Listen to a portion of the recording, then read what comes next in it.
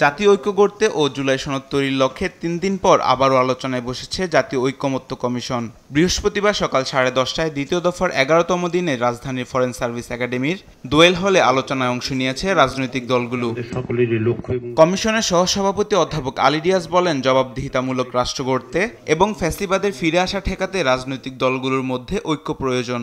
আমরা একটা জবাবদিহিমূলক রাষ্ট্রের কথা বলছি, আমরা যাতে করে ক্ষমতায় এককেন্দ্রীকরণ না হয় সেটার কথা বলছি, এবং প্রাতিষ্ঠানিকভাবে যেন এমন ব্যবস্থা তৈরি করা যায় যা কোনো অবস্থাতে এদেশে আবার কোনো ফ্যাসিবাদী শাসন তৈরি করতে না পারে সেটা নিশ্চিত করা। বিএনপি স্থায়ী কমিটির সদস্য সালাউদ্দিন আহমেদ প্রস্তাব করেছেন আপিল বিভাগের জ্যেষ্ঠ বিচারপতিদের মধ্য থেকে প্রধান বিচারপতি নিয়োগের। আপিল বিভাগের মধ্য থেকেই চিফ জাস্টিস নিয়োগ দিতে হবে, এবং তার মধ্যে আমাদের লিখিত প্রস্তাবে ছিল যে জ্যেষ্ঠতম কর্মরতদের মধ্য থেকে জ্যেষ্ঠতম 3 জনের মধ্য থেকে রাষ্ট্রপতি প্রধান বিচারপতি নিয়োগ করবেন। অন্যান্য দলের নেতারাও প্রধান বিচারপতি নিয়োগ প্রক্রিয়ায় স্বচ্ছতা নিশ্চিত করার কথা বলেন।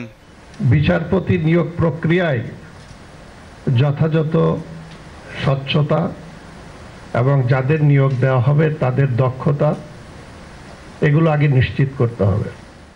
মাহবুব তামিম, দেশ টিভি, ঢাকা।